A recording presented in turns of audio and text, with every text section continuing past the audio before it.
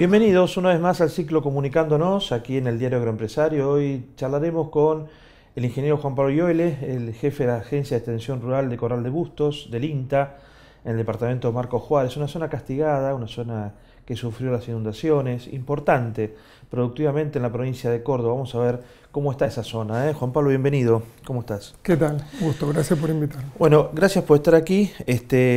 ¿Cómo está la zona allí de Marcos Juárez? Vos estás en una zona que es la que tiene circunscripción Corral de Bustos, ¿no? Sí, la ER. forma parte de lo que es la zona la parte de la zona núcleo de Córdoba. Claro. ¿no? Toda esa parte del sudeste de Córdoba con muy buenos suelos, con esos argidoles típicos, Sí. con muy buenas retenciones que entraron en directa, no tuvieron un paso de agriculturización muy grande, o sea, con lo cual no fueron suelos muy chacareados. Claro. Son suelos con un coeficiente de productividad muy alto y para colmo bien manejados, culturalmente muy agrícola. Claro. En Monteguay, en esa zona del departamento de Marcos Juárez, se festeja la fiesta nacional de la siembra directa, la fiesta del trigo en Leones, es muy agrícola. Claro. Ahora esos argidoles, como decís, arcillosos, con estas inundaciones, la ha padecido. Sí, estuvimos complicados. Vinimos de dos campañas muy complicadas, o sea, todo lo que lo hizo muy buena a la zona, que era esa capacidad de retención de agua, de muy buena adaptación a estos sistemas de conservación, principalmente del recurso agua, cuando tuvimos mucho, fue difícil manejarlo, ¿no? Claro. En un escenario de cuencas muy planas, con una escasa pendiente, Sí. muy poca vía de escurrimiento importante como para sacarla. Sí. Muy complicados, campos que eran los más buscados y los más caros de la zona pasaron a ser los campos más riesgosos y más complicados de llevar adelante, con lo cual eso significó en un cambio también del mapa productivo zonal. ¿Hacia dónde el mapa productivo fue cambiando? Y el mapa productivo zonal fue migrando, o sea, mientras nosotros durante 5 años pinchábamos todos los lotes para encontrar la napa cerca, Sí. porque eso nos daba productividad, hacia hoy en el 2016 estar pinchándolo para medir qué riesgo tenemos de no cosechar. Con lo cual justamente ambientes que eran los más top hoy son los más frágiles, pensándolo en un escenario de continuidad de este clima, ¿no? Que en realidad sabemos tan poco del clima. Sí, sin duda. ¿Y qué es lo que prevén ustedes un par de años más con esta situación? Sí, nosotros básicamente los escenarios de laburo, más que nada con la gente de la agencia, lo armamos en base a un consejo, ¿no? Un consejo regional donde laburamos con muchos actores sociales y técnicos de la zona y donde armamos un plan de laburo sobre cuestiones técnicas y sobre las que no son. Sobre las técnicas, en este caso, que es el agua, desde lo que hacemos venimos laburando mucho con la municipalidad y con el gobierno de la provincia, tratando de colaborar en todo lo que pudimos con estos consorcios de conservación que se fueron armando, donde contemplaron obra de canalización, en conjunto con, los consorcios, lo que fueron los canaleros, los camineros y esto de conservación, para empezar a trabajar en conjunto y empezar a encontrar una salida. Después, en función de lo técnico, después nos manejamos en un rango de actividades pensado también en lo que dice el pronóstico. Nosotros venimos saturados de agua y ¿qué dice el pronóstico? Si el pronóstico tira que es niña, neutra o niño, en función de eso empezamos a laburar. Nosotros vinimos saturados de agua, la verdad que las lluvias se cortaron durante el invierno, quedó una zona muy complicada, que es la del sur de Corral de Bustos, donde está la parte de lo que es la blanqueada, ahí entre Cábanas, que eso, los canales, las obras de canalización son las que más se retardaron en llegar, recién ahora estarían llegando o están llegando y va a poder alivianar un poco esa zona. Con lo cual nosotros trabajamos en función de armar charlas, en función de cómo elaborar los ambientes, cuál es en realidad la rotación que más te conviene en el mediano y largo plazo si la empezamos a pensar todo zonalmente, ¿no? Porque si yo me quiero poner a hacer trigo, maíz y soja para tratar de bombear la mayor cantidad del agua y de esta manera contribuir para empezar a secar los ambientes, pero lo hago yo solo, no sirve de nada, con lo cual se requiere un laburo de extensión muy amplio, que después muchas veces no se correlaciona con lo que termina pasando, pero es en lo que todos nos ponemos de acuerdo como actividad de desarrollar para ver cómo seguimos para adelante. ¿Y productivamente cómo impactó? ¿En la fina, en el trigo, en la zona, cómo impactó esto? Nosotros sobre las dos últimas gruesas, muy complicado. Muy complicado. Muy complicado, o sea, te vuelvo a repetir, a mí me escucha un tipo de Escalante para el oeste y me quiere matar. Sí, porque está perdido. Claro, ellos le está... No, hay mucha gente que le está yendo muy bien con estos excesos hídricos. Esos suelos altos, con una alta capacidad de infiltración, que nunca habían alcanzado los 4.000 kilos por hectárea estos dos últimos años. O sea, es muy complicada para una porción de gente que está en esas zonas más complicadas donde el agua quedó. Sí. Pero es un escenario que beneficia a uno y complica a otro. En lo que a mí refiere en mi zona es de la que estaba mejor posicionada antes de estos escenarios de exceso de agua y hoy es una de las que más complicadas está. Claro, el hecho de menguar la productividad, eso está claro. Sí, nosotros bajó la calidad de los campos en función del riesgo que ofrecieron, o sea, para los que alquilan el campo de ellos ya tiene menor valor, tanto para alquilar como para venderlo, y productivamente tuvimos muchísimas mermas, ¿no? Un cultivo conviviendo con un hidromorfismo permanente de ascenso y descenso del agua, primero te reduce el espacio en exploración radicular, produce asfixia en un principio, después en la medida que está más de 6, 7 días encharcado, ya el cultivo se empieza a perder por asfixia, depende en qué lugar del cultivo te encontró, es el daño, y después tenés lugares de campo donde estuvieron inundados todo el tiempo. O sea, es muy difícil hoy medir una superficie, un lote de 50 hectáreas que cosechaste 50 hectáreas. Claro. Entonces se perdió el bajito. Claro. Con lo cual hay una pérdida, sin duda. Sí. ¿Está mensurada esa pérdida en la zona de ahí? Y se habla de todo, pero en realidad un estudio serio de la pérdida no existe. No existe porque no hay manera tampoco de cuantificarlo por las demoras que existen en terminar de sacar esas producciones. Y todo, lo que sí sea a priori un 30% mínimo. Mínimo. Directamente, porque después indirectamente tenés una pérdida muy grande en todo lo que son costos indirectos de comercialización principalmente, un montón de gente que gastó fortuna. Que muchos caminos están bloqueados y hay que hacer un flete muy largo. La cosecha primero que no la pudimos hacer con las máquinas que las teníamos que hacer y que teníamos pactada un precio. Vinieron equipos especiales para poder meterse, el campo lo dejaron destrozado, la cosecha terminó saliendo el triple, el flete nunca fue lo mismo porque el que no embolsó tuvo que hacer en contraflete muchísimo más kilómetros para equiparle los caminos cortados. Fue una osadía estos dos últimos años la trilla. Pero bueno, es lo que te digo, ¿viste? Complicaciones para uno, quizás beneficios para otro. Un año húmedo o para arriba dentro de lo que es la media de húmedo, a nosotros nos complica. O sea, lo peor que nos puede pasar hoy es tener un año niño. Y ahora hacia la gruesa, maíz, ¿cómo viene El maíz vino muy bien, veníamos atrasados, por eso que te digo, parece mentira que ante un exceso tan importante de agua, después nos hayamos quedado sin agua para arrancar. En lo que fue Corral de Busto y La Verde, o sea, de la línea de Corral de Busto, de la ruta hacia el sur, agarraron un chaparrón en septiembre, que de ahí para el norte no lo recibieron, con lo cual gran parte de la siembra del departamento de Marcos Juárez venía atrasada. Con muy buena agua abajo, pero sin poder sembrar porque no teníamos esos primeros 10-15 centímetros de humedad. En la medida que fuimos agarrando esta lluvia la semana pasada, arrancó la siembra y se está poniendo al día. Quizás no se puso en la mejor fecha, pero se va a sembrar todo el maíz de primera que se tenía pensado, porque encima esta semana están dando lluvia intermitente. Y bueno, nosotros después cortamos en noviembre porque no nos gusta poner el crítico ahí en enero. Claro. Y para tardío siempre jugamos mucho, ¿no? Principalmente estos lugares con anegamiento, la tecnología de la modificación de siembra del maíz a nosotros nos cambió mucho la manera de entender los ambientes y el cultivo. Claro. ¿Y cómo está el productor incorporando tecnología, incorporando la vanguardia tecnológica en esto de siembra por ambiente, siembra de precisión, teniendo tan cerquita ahí a Manfredi, ¿no? Sí, tal cual. Yo siempre digo que el productor argentino no solamente maneja un paquete tecnológico interesante, sino que es uno de los países que más rápido adopta tecnología agropecuaria. Por eso es un sector tan interesante. Son hormiguitas eficientes de laburo.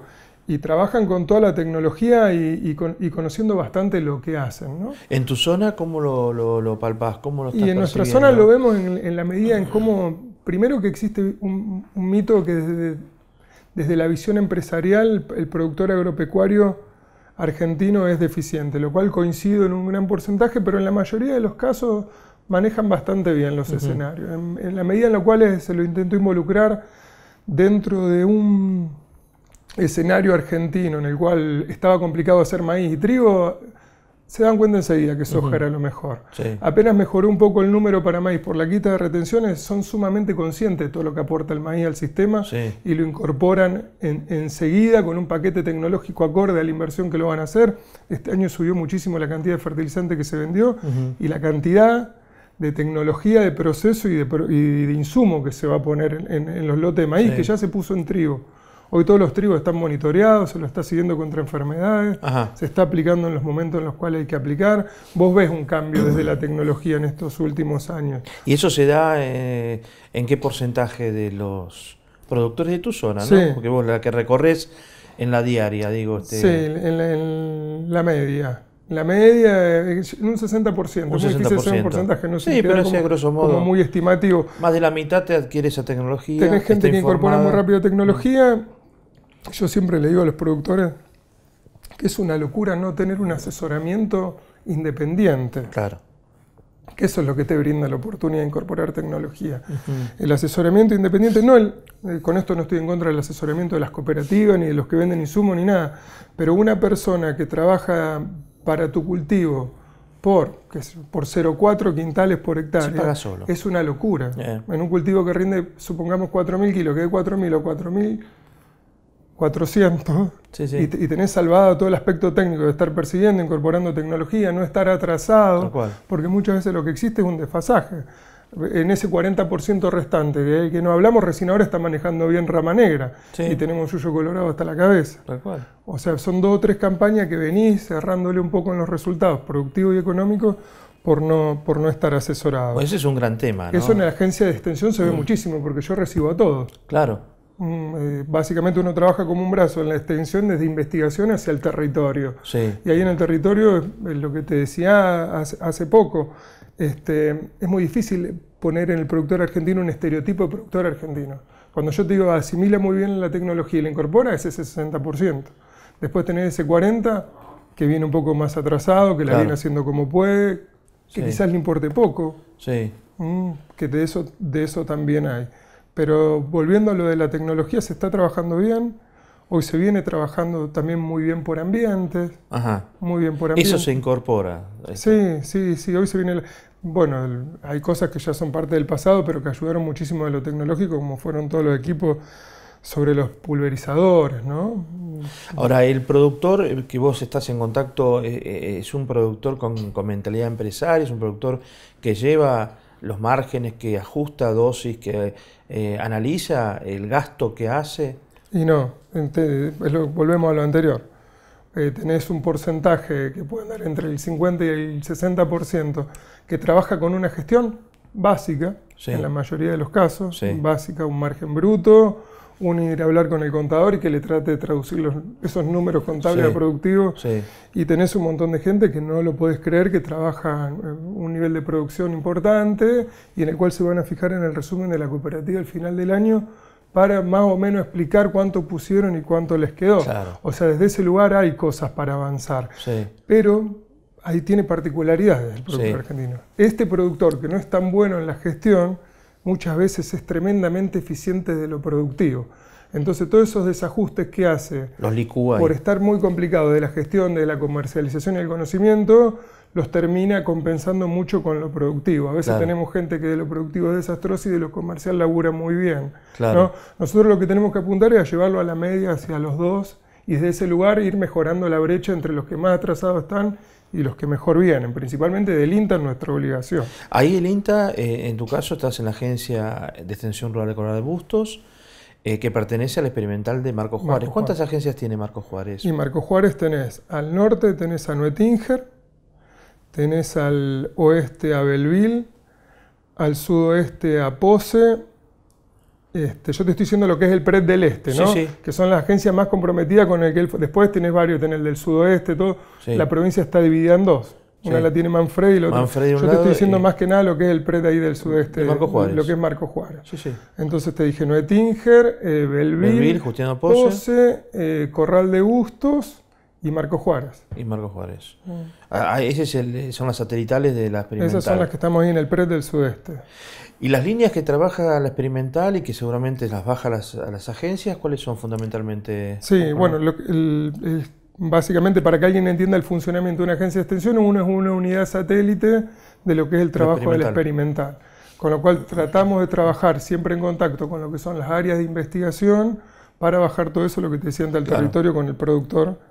pero a su vez también trabajamos con líneas de acción locales, con este consejo regional asesor, con el cual armamos un plan de trabajo común y trabajamos desde lo que es el experimental y de lo que es nuestra localidad. Sí, son los vasos capilares para ingresar a la agencia, a la sociedad, perfecto, a la comunidad. Claro. Perfecto, es eso. Y desde el experimental nosotros tenemos equipos muy fuertes, tanto en ganadería bovina como en porcina. ¿Quién está allí en ganadería bovina? En bovina está Latimori, Cluster. Nuestro Latimori Cluster. Después tenés en lo que es cerdo, bueno, un equipo brillante, que es el de Jorge Brunori.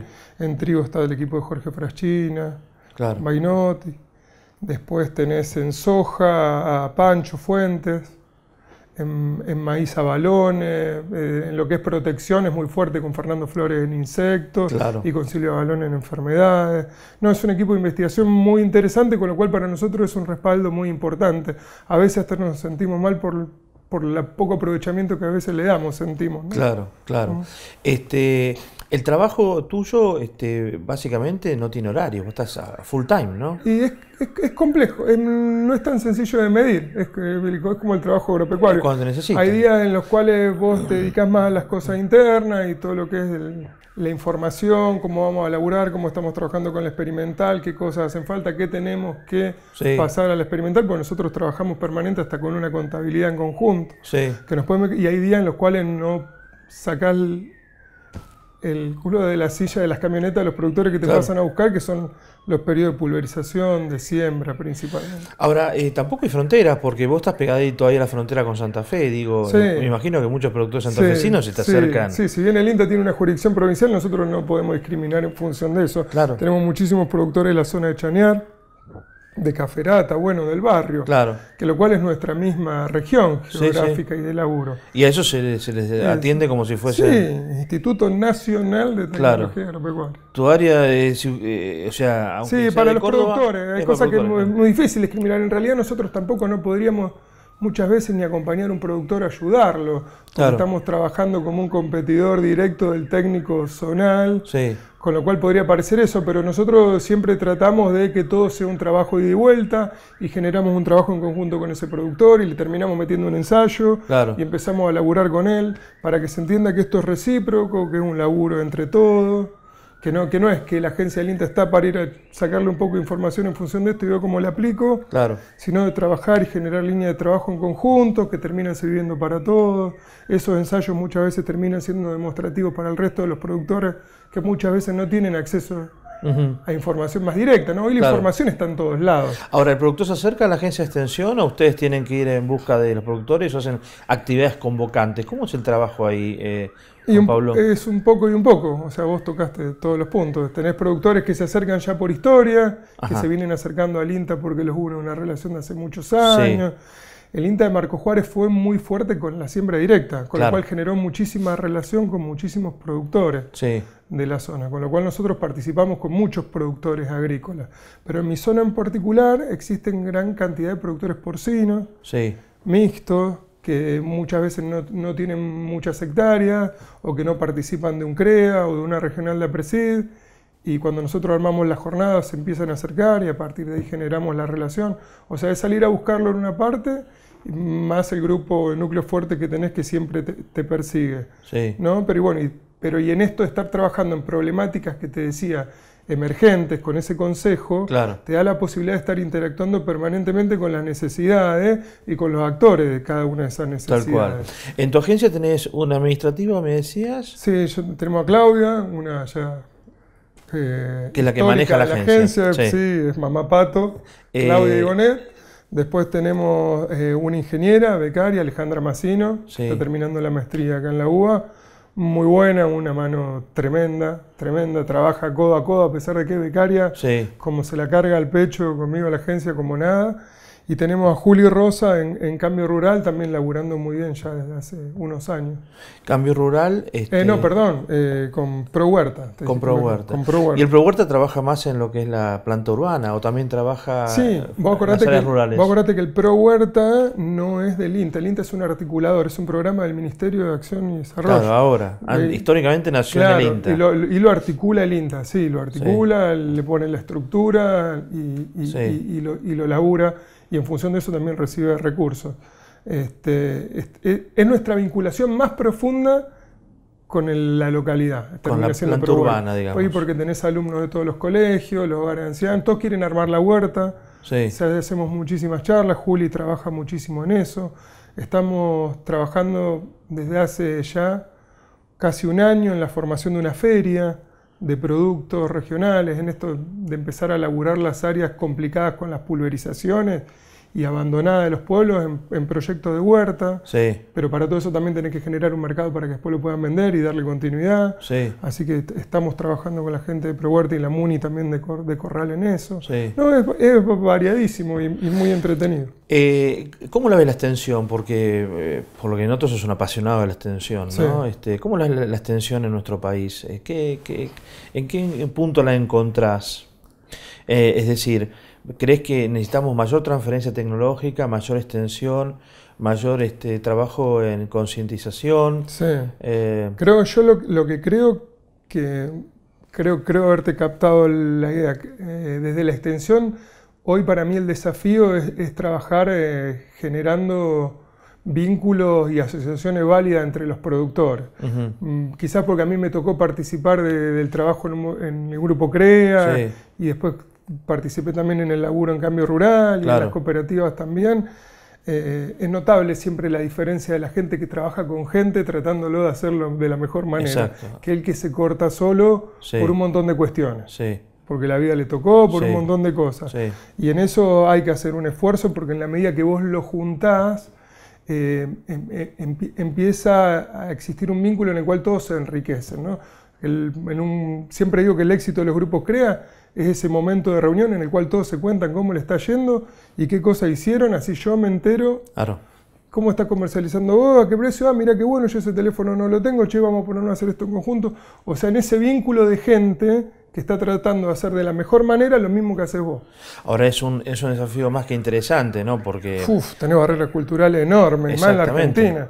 Nosotros, acordate que somos, ¿no?, la famosa frase, venimos a los barcos. Claro. Tenemos un montón de gente escapada y que el laburo lo sacó, y el laburo de ellos y una mirada muy hacia adentro, muy introspectiva, exacto, y muy individualista, porque además muchas veces cuando se le acercaron desde afuera no se le acercaron para darle una mano, sí, con lo cual no es tan sencillo explicarle a un marquellano, un viamontés, claro, qué lindo juntarse para trabajar con otro y compartir información. Claro. Pero bueno, hoy lo estamos viendo, hoy los productores porcinos es el mejor ejemplo.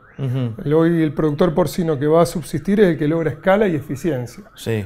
Y la escala, cuando sos chiquito, te queda asociarte con otro para dividirnos del proceso y ver cómo lo elaboramos. Y es increíble cómo los que se empiezan a asociar y entienden de qué se trata, hoy están trabajando bajo un escenario diferente que el que se quedó solo tratando de sostener la producción a baja escala e ineficientemente. Y esos ejemplos están ahí para mostrarlos. Clarísimo, clarísimo. El ejemplo de los cerdos es muy lindo de ver porque es fácil para explicar. Claro. La producción de cerdo creció muchísimo. Base a maíz, o sea, la producción de campo se dejó de hacer para empezar a hacerse estabulado o confinado, en el cual el 78% de los costos de la alimentación, y de ese 78% el 80% es maíz. Claro. Mientras la maíz tenía retenciones, cualquier ineficiente producía relativamente bien ganando plata. Claro. Cuando el maíz pasó a tener un salto en el precio, la eficiencia pasaba a ser todo, y si no eras tan eficiente o estabas ahí cerca, lográs escala. Entonces en ese planteo es que hay que... Y han reaccionado. Han reaccionado bastante bien los que han tenido cintura para reaccionar. Hay gente que no se le puede pedir nada. Hay gente que había arrancado con un proyecto a pecho, que encima se le inundó todo el campo. Claro. Porque a todo este contexto siempre virulento, internacional, más nacional, sí, el clima, ¿no? Claro. Por eso la producción agropecuaria tiene esa característica, ¿no?, de trabajar con un nivel de incertidumbre altísimo. Juan Pablo, siempre les digo a todos, sí, ¿sabés qué es lo único que no hace Cargill? Sembrar. Claro. O sea, todo el proceso donde tengo techo, sí, y las variables mal o bien sean ajustables se hacen, ¿no? El ser productor muchas veces es castigado, pero hay que ir ahí a vivir 12 meses esperando la nube. Sin duda. Porque se vaya o que venga. Tal cual. Y en función de eso el resultado. La última que te pregunto, porque este año cumple 60 años ahora en diciembre el INTA, y en estos días se conoció, bueno, está en el presupuesto, vamos a ver si esto sucede o no sucede, que hay un recorte importante del presupuesto del INTA. ¿Lo están viviendo ustedes así? ¿Hubo alguna reunión? ¿Han tenido algún tipo de información desde...? la dirección nacional acerca de cómo se venía afectada el trabajo del INTA o no? No, en un principio, qué sé yo, trascendido. Sí, todos trascendidos. Trascendido, sé que el gremio del INTA se juntó, sí. se proclamó, se expresaron el tema, el martes pasado, sí. Y hubo un mensaje del director transmitiendo tranquilidad, diciendo que no había ninguna seguridad en función de eso. Sí. Igualmente, independientemente de eso, yo creo que es un país en el cual vamos a convivir permanentemente con ajustes. Sí. ¿No? El tema es que me parece muchas veces que se genera muchísima más inquietud de lo que después se termina concretando. Soy de las personas que siempre trata de ver la solución, con lo cual es complicado capaz que mi visión. Sí, sos un optimista empedernido. Sí, pero no creo firmemente que haya ningún problema respecto de la gente que está laburando, que es lo que más me interesa. Tal cual. Y después, bueno, se verá el presupuesto, se podrá laburar a mayor o menor pulmón, pero se podrá laburar si todos siguen laburando, que es lo que medio se garantizó. Gracias, Juan Pablo, un gustazo. No, de nada, gracias a ustedes por tenerme en cuenta. Juan Pablo Ioele, es ingeniero agrónomo, usted lo escuchó, está al frente de la Agencia de Extensión Rural de Corral de Bustos, del INTA, en la provincia de Córdoba, en el departamento Marcos Juárez, aquí en Comunicándonos en el Diario Agroempresario.